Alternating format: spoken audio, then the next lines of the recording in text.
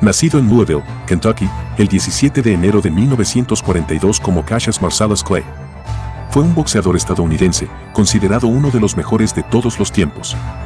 Fue una figura social de enorme influencia en su generación, en la política y en las luchas sociales o humanitarias a favor de los afroamericanos y del Islam.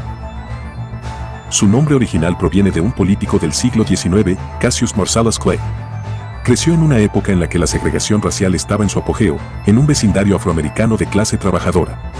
Su padre, Cassius Marcellus Clay Sr., era pintor de letreros y murales, mientras que su madre, Odessa Grady Clay, trabajaba como empleada doméstica. Desde niño, mostró una personalidad vibrante y enérgica. Creció bajo la instrucción religiosa de la Iglesia Bautista.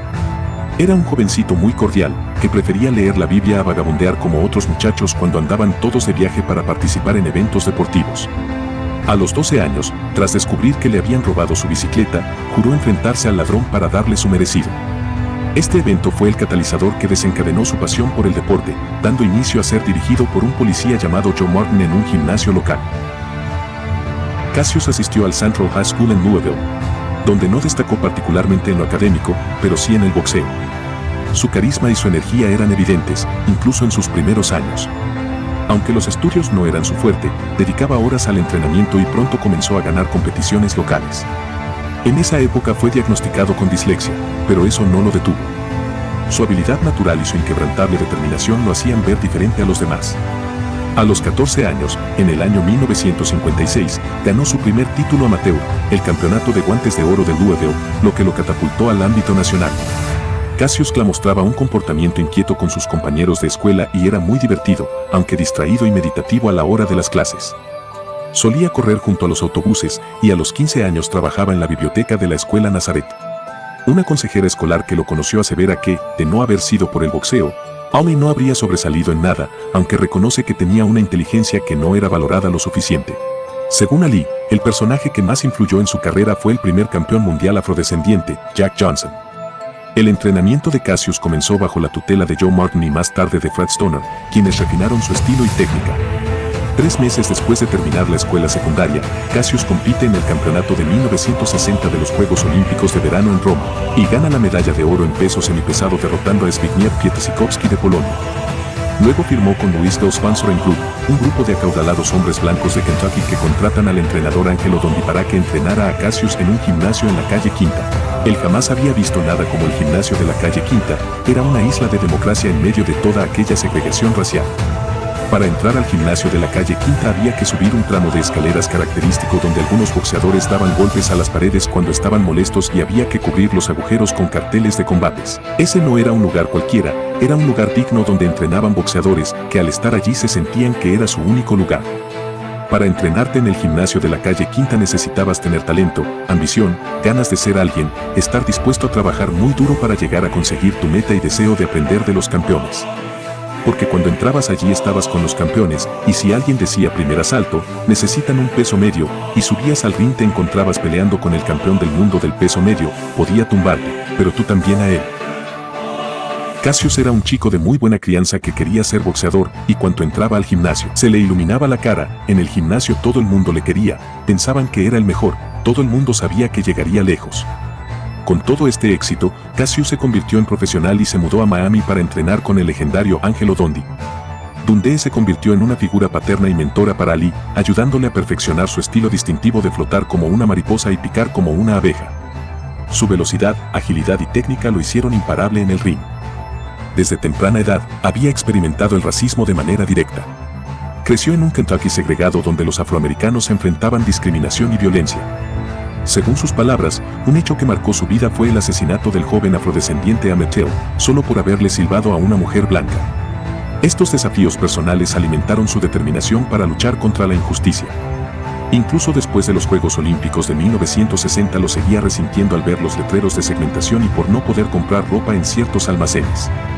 Su conversión al Islam fue en parte una respuesta a la discriminación racial, y su asociación con la Nación del Islam y líderes como Malcolm X lo posicionaron como un defensor vocal de los derechos de los afroamericanos.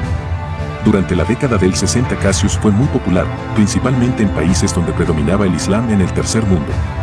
Esto era por su orgullo de ser afrodescendiente y la fe en sí mismo, que lograba empatía con los discriminados por el color de su piel o su lugar de origen. Cassius tenía una estrecha relación con Malcolm X, quien le apoyó y acompañó durante el periodo de su pelea con Sonny Liston. Malcolm X creía que una victoria de Cassius probaría la superioridad del Islam, ya que el encuentro era en realidad una especie de cruzada entre musulmanes y cristianos, en la que su oponente representaba a los infieles. Cassius no contaba con el apoyo de Elijah Muhammad como líder de la nación del Islam. Por el contrario, trataba de impedir que Malcolm X se asociara con el inquieto peleador, porque si perdía sería perjudicial para la comunidad musulmana, y se dice que tampoco mostró entusiasmo cuando el boxeador ingresó a la organización. Se alejó de Malcolm X y luego de 2 derrotas a Liston terminó sometiéndose a la voluntad de la nación del Islam y les permitió dirigir su carrera, aunque la nación del Islam afirmaba que no estaba ligada a los negocios del flamante boxeador. Luego de haberse convertido al Islam, tras la pelea con Sonny Liston, cambió su nombre Muhammad Ali, e incluso llegó a decir: ya no soy más Cassius Clay. Pertenezco al mundo de la raza negra, y siempre tendré un hogar en Pakistán, en Argelia, en Etiopía. Eso tiene más valor que el dinero. Fue un ejemplo de orgullo para muchos afroamericanos, por su lucha por los derechos civiles. El mismo Elijah Muhammad terminó por considerar toda crítica al campeón como una persecución religiosa al Islam, y empezaron a respaldar sus obras caritativas y sus opiniones sobre política, discriminación racial y religión. Con intención de que no hubiera más guerras anticoloniales en África, en el año 1964 realizó un viaje que inició en Ghana y terminó en Egipto, y fue recibido por multitudes. Fue en ese recorrido que aprovechó para expresar su deseo de defender su título mundial en ese continente. Y se dice que fue en ese viaje cuando el peleador entendió el verdadero alcance de su fama y el impacto que causaba entre los más desfavorecidos. La relación entre Muhammad Ali y Elijah Muhammad se deterioró cuando en 1969, mientras se encontraba suspendido, el boxeador expresó en una entrevista con Howard Cosell que retornaría al cuadrilátero para hacer dinero. Muhammad Ali continuó consolidándose como una figura de fama internacional en los años siguientes, aún sin el apoyo de la nación del Islam. Más tarde en su vida, y alejado de la polémica con otros grupos sociales y étnicos, se adentró en el sufismo y tomó una actitud más espiritual y encauzada al altruismo. A lo largo de su vida, Ali usó su plataforma para desafiar el racismo y abogar por la igualdad, convirtiéndose en un símbolo de resistencia y dignidad. Muhammad Ali no solo fue un boxeador excepcional, sino también un ferviente defensor de la justicia social. En 1967, en medio de la guerra de Vietnam, Ali se negó a ser reclutado por el ejército estadounidense, citando su fe religiosa y sus principios morales. Su declaración de que ningún Vietcong me ha llamado nunca negro resonó en todo el mundo, subrayando la hipocresía de luchar por la libertad en el extranjero mientras los afroamericanos enfrentaban discriminación en casa. Esta postura le costó su título de campeón mundial, su licencia para boxear y le valió una condena de 5 años de prisión, aunque su sentencia fue eventualmente revocada en apelación en 1971. Ali se convirtió en un símbolo de resistencia y coraje, inspirando a millones en su lucha por la justicia y la igualdad. Mencionemos algunas o las mejores peleas. Ali tuvo muchas peleas memorables a lo largo de su carrera, pero algunas se destacan especialmente. Contra Sonny Liston en 1964, Ali, con solo 22 años, sorprendió al mundo al derrotar al campeón Liston, que era conocido por su ferocidad.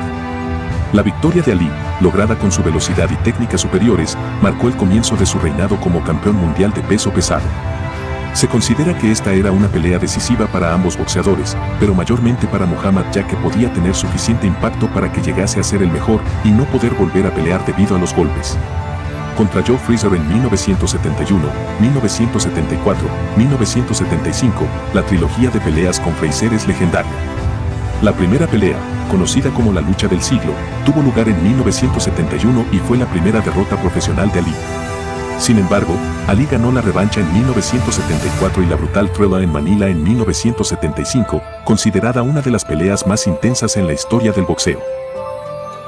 Contra George Foreman en 1974, la Rumble in the Jungle en Zaire fue una pelea histórica. Ali, utilizando su táctica de rope-a-dope, agotó a Foreman y lo noqueó en el 8º asalto para recuperar su título mundial. Esta victoria consolidó su estatus como uno de los más grandes boxeadores de todos los tiempos. En cuanto a su vida después del boxeo, Ali se retiró del boxeo en 1981, después de una carrera llena de éxitos y desafíos. Tras su retiro, se dedicó a diversas actividades filantrópicas y humanitarias. Trabajó incansablemente en proyectos que promovían la paz, la educación y la ayuda a los necesitados. En 1996, Ali fue honrado al ser elegido para encender la antorcha olímpica en los Juegos Olímpicos de Atlanta, un momento que conmovió al mundo y subrayó su impacto global. A lo largo de su vida post-boxeo, Ali continuó abogando por la justicia social y los derechos humanos, utilizando su plataforma para inspirar y motivar a otros.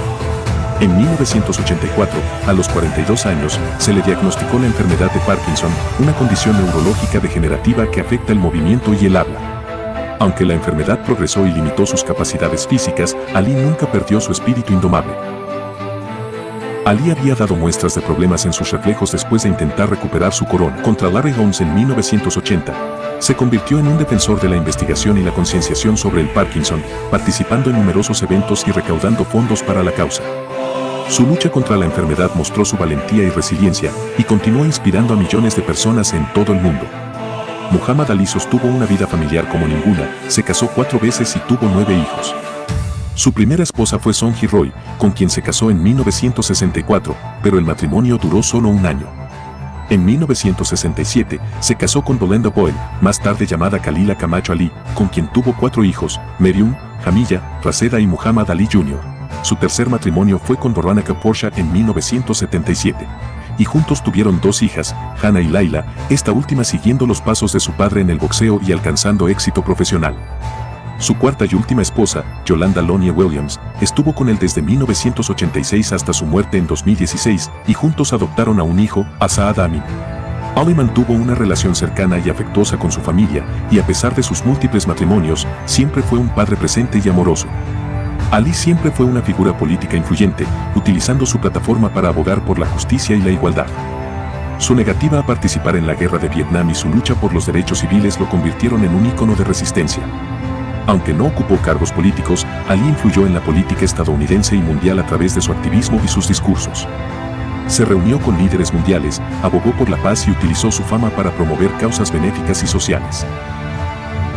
Su compromiso con la justicia y la igualdad dejó una huella duradera en la sociedad. El legado de Muhammad Ali es vasto y perdurable. En el boxeo, es recordado como uno de los más grandes de todos los tiempos, con un estilo único y una serie de peleas memorables que definieron una era. Como activista, su coraje para defender sus creencias en la justicia y la igualdad lo convirtió en una figura inspiradora para generaciones. Su impacto va más allá del deporte, siendo un ejemplo de excelencia, valentía y humanidad. Ali falleció el 3 de junio de 2016, pero su legado continúa, no solo en el boxeo, sino en la lucha por los derechos humanos y la justicia social. Su vida y su carrera siguen siendo un faro de inspiración para aquellos que buscan cambiar el mundo para mejor. Aunque no se le asocie directamente con el estoicismo, se puede ver claramente cómo aplicaba sus principios en su vida personal y profesional. Desde una edad temprana, Muhammad Ali mostró una determinación feroz por alcanzar sus metas. Esta determinación se puede comparar con la virtud estoica de la perseverancia. Ali enfrentó numerosos desafíos en su carrera, desde la discriminación racial hasta la lucha contra la organización del boxeo. Sin embargo, en lugar de sucumbir a la adversidad, Ali se mantuvo firme en sus convicciones y continuó luchando por lo que creía correcto.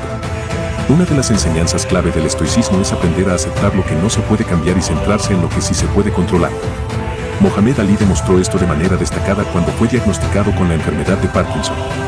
A pesar de enfrentar una enfermedad debilitante, Ali mantuvo una actitud valiente y optimista. En lugar de lamentarse por lo que había perdido, se enfocó en hacer una diferencia en el mundo, utilizando su plataforma para abogar por causas importantes y difundir un mensaje de amor, paz y unidad. Otro aspecto del estoicismo es el dominio de las emociones. Ali era conocido por su control emocional dentro y fuera del ring. Aunque enfrentaba oponentes formidables y presiones enormes, Ali mantenía una compostura tranquila y una confianza inquebrantable en sus habilidades y a pesar de hacer teatro para intimidar a sus oponentes en distintas ocasiones. Esta capacidad para mantener la calma en situaciones estresantes es una característica fundamental del estoicismo. Además, Ali practicaba la autodisciplina de manera rigurosa. Desde su entrenamiento hasta su estilo de vida, Ali se esforzaba por mantener altos estándares y vivir de acuerdo con sus principios. Esta dedicación a la autodisciplina y el autocontrol es una piedra angular del estoicismo. Muhammad Ali encarnaba muchas de las virtudes del estoicismo en su vida personal y profesional. Su determinación inquebrantable, su capacidad para aceptar la adversidad con gracia, su dominio de las emociones y su autodisciplina son todos ejemplos de cómo aplicaba los principios estoicos en su vida. A través de sus acciones y palabras, Ali dejó un legado duradero que sigue inspirando a personas de todo el mundo a vivir con valentía, integridad y compasión. Una situación específica en la que Muhammad Ali aplicó el estoicismo fue durante su exilio forzado del boxeo debido a su negativa a ser reclutado para la guerra de Vietnam. En 1967, Ali se negó a ser reclutado en el ejército estadounidense, citando razones religiosas y éticas. Como resultado, fue arrestado, se le retiraron sus títulos de campeón del mundo y se le prohibió boxear durante 3 años, lo que constituyó un golpe devastador para su carrera y su sustento. Durante este tiempo de exilio, Ali demostró una extraordinaria fortaleza mental y resiliencia, aplicando los principios del estoicismo para enfrentar la adversidad. Aceptación de lo que no se puede cambiar. Ali entendió que la decisión de negarse a ser reclutado tendría consecuencias graves para su carrera, pero mantuvo firmemente sus convicciones éticas y religiosas. Aceptó la realidad de su situación y se preparó para enfrentar las consecuencias con dignidad. Mantener la calma en medio de la tormenta. A pesar de la presión mediática y las críticas públicas, Ali permaneció sereno y tranquilo. En lugar de dejarse consumir por la ira o la amargura, mantuvo una compostura estoica, expresando sus opiniones con confianza, pero sin perder la calma. Uso constructivo del tiempo. Durante su exilio del boxeo, Ali no se rindió ni se sumió en la inactividad.